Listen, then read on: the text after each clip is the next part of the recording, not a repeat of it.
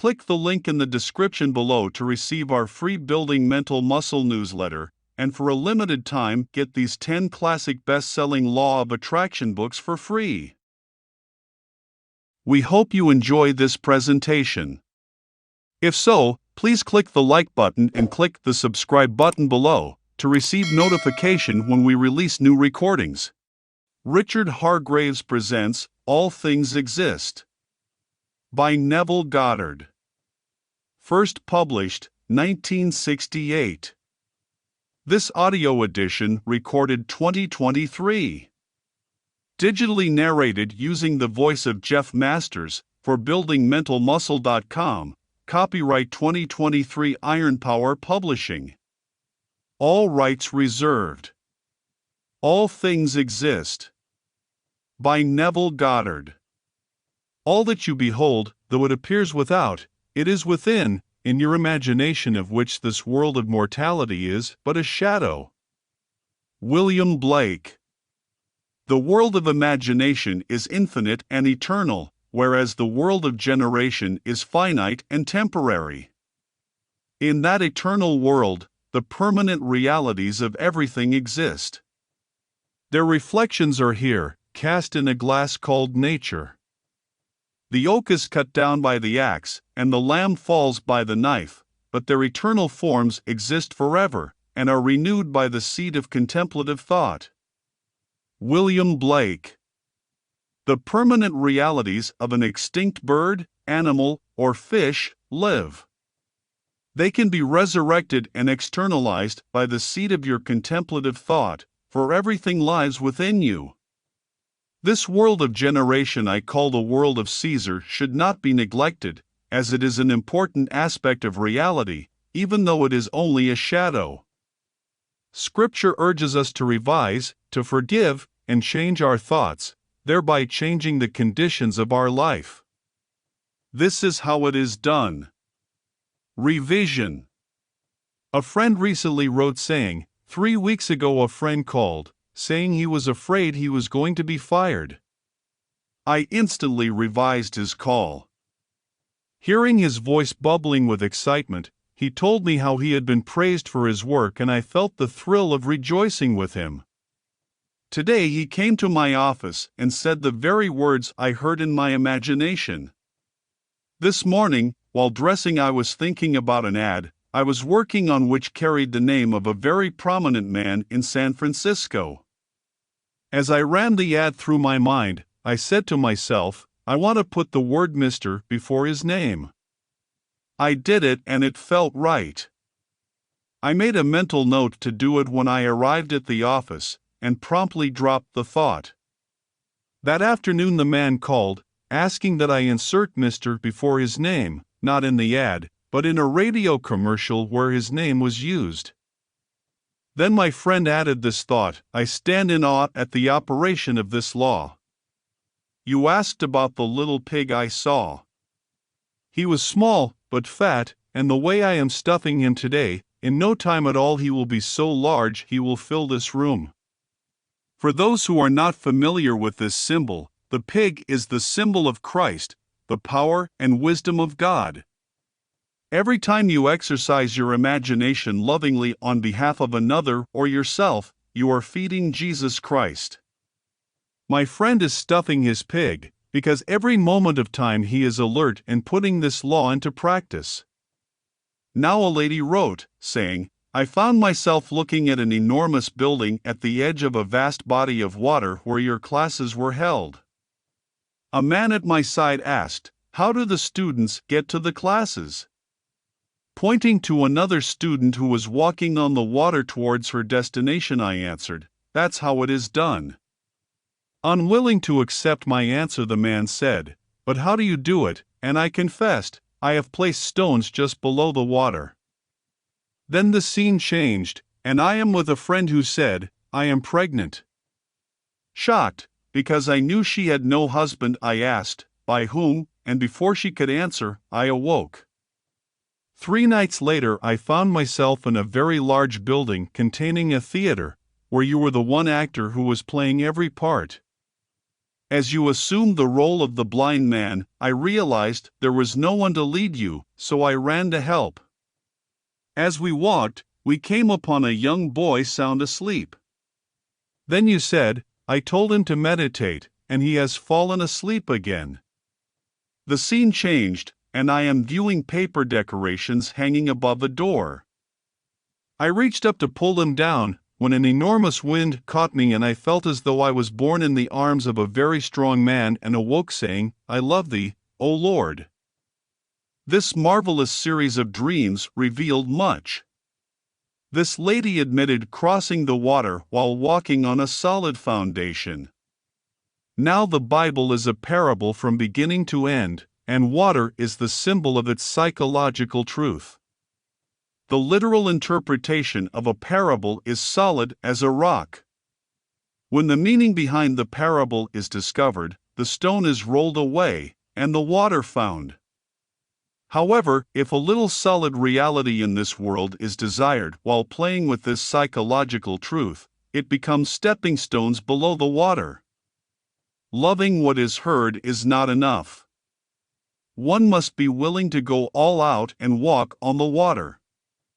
Instead, feeling she must be practical as she was living in a world of reality where rent must be paid, food bought, and clothes purchased, she is unable to walk by faith at the present time. Let me give you a definition that came to me concerning the word faith. Faith is the subjective appropriation of an objective hope. When my friend revised the first telephone conversation, he subjectively appropriated what he hoped would objectify for his friend. He remained faithful to his imaginal act, and confirmation came. Do as my friend does, and you will experience the glorious sensation of walking on the water in your mystical world. In my own case, I was pulled by a wonderful goose, the symbol of the Holy Spirit. Having lassoed him with a silver chain, the symbol of knowledge, he propelled me over this fabulous water. This is he who will lead you into all things, as recorded in the 14th chapter of the book of John. The lady saw the protean man when she saw me playing all the parts. As the dreamer of the dream, she has been impregnated by the one she spoke to when she awoke, saying, I love thee, O Lord.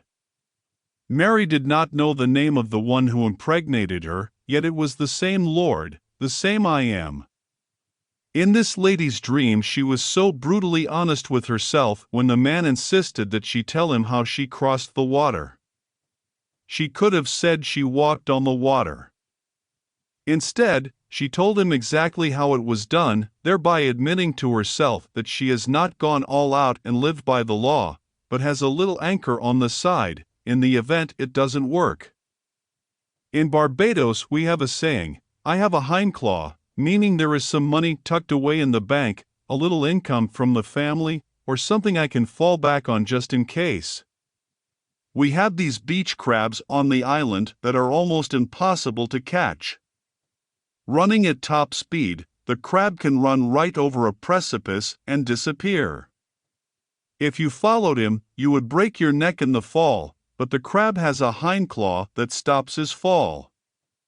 He grabs the earth just below the surface, and there the crab can pause and get his breath before climbing back and entering the race again. I urge you not to have a hindclaw. Be for me or against me, but be one way or the other. Now, I want to share an experience of a lady who wrote, saying, about a year ago I was deeply concerned for my mother. While lying on my bed, I began to imagine her face radiantly happy, and hear her tell me she had never known such happiness before. As I listened, I heard my name whispered softly 3 times. Startled, I raised myself off the pillow to see you standing in midair. Dressed in a gray suit, you smiled, raised your arms, and removed the eyes from your head. Then you came over and calling me brother, you pressed them into my eyes. Bending your head, I watched it grow transparent and enormous in size. Then I saw that every living thing in the universe was there.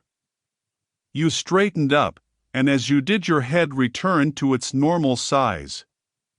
Again, raising your right hand, you took off the top of your head and handed it to me, where I saw the greenest of green grass growing there, and you vanished.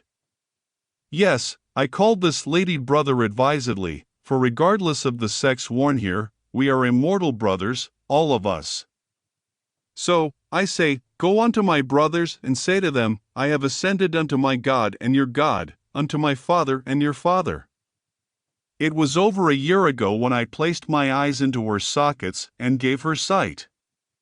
Now she has become the incurrent eyewitness. In her vision she saw a long table. A man dressed in the white robe of a judge, carrying a gavel in his hand, entered the room. Looking directly at her, the gavel hit the table and he said, I pronounce you the incurrent eyewitness. The word incurrent means giving passage to a current that flows inward. This lady is now so conditioned that I can reveal all things to her so that she can know the truth of the statement, all that you behold, though it appears without it is within, in your imagination, of which this world of mortality is but a shadow. She saw that every living thing was contained in my immortal head. Destroy the garment I now wear or anything in my world and I will reproduce it again, for my immortal head cannot be destroyed. Start now to practice what the Bible calls repentance, which is a radical change of attitude.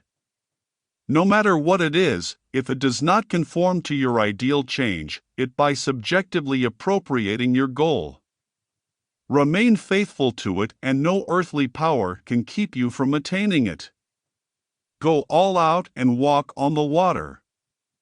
Don't be like Peter, whose understanding told him imagination didn't make sense, symbolized as his feet, or you will drown in the sea of illusion. Imagination, speaking to his faith, said, Peter, come, and as Peter walked, he looked down to see how this was possible, and sank. My friend, who did not look down, walked on the water in the direction of his wish fulfilled, and it was.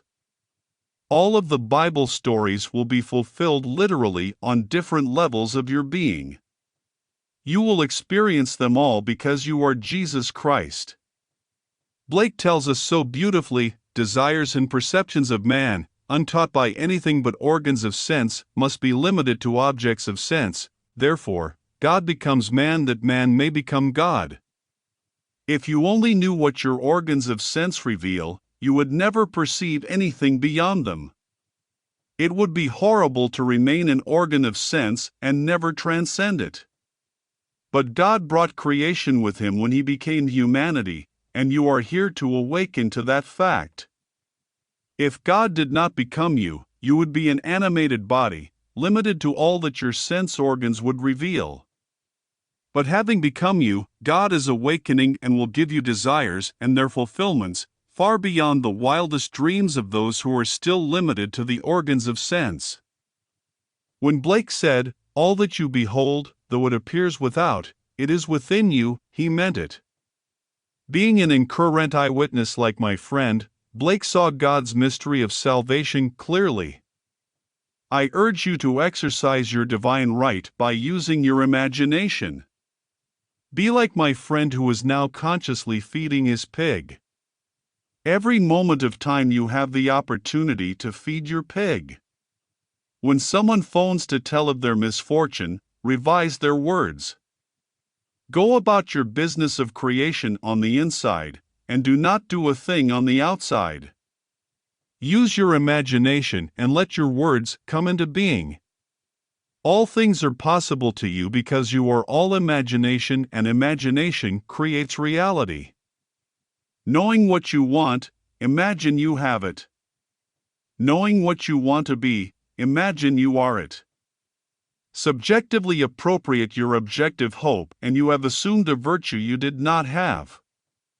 Ask no one to help, and do not feel below the water for something to fall back on if imagination doesn't work. Instead, learn to count on your true self, who is Jesus Christ. Jesus, your own wonderful human imagination, is your hope of glory, and there is no other Christ. Defined as God's power and wisdom, imagination is in travail until Christ is formed in you. On that day your history will be changed from BC to AD, and every year thereafter will be the year of the Lord. Having been formed in you, Christ is born, and the words of Isaiah become yours, for to you a child is born, and a son is given. The government shall then be upon your shoulders, and you will be the wonderful Counselor, mighty God, everlasting Father, Prince of Peace. And of your reign there shall be no end. Start now to look upon the great mystery of creation as the subjective appropriation of your objective hope. Dwell upon my words. Put them into practice, and you will experience their fulfillment, for all things exist within you. Now let us go into the silence. End of lecture. If you enjoyed listening to this recording, please click the like button and click the subscribe button below to receive notification when we release new recordings. Click the link in the description below to receive our free Building Mental Muscle newsletter, and for a limited time get these 10 classic best-selling Law of Attraction books for free.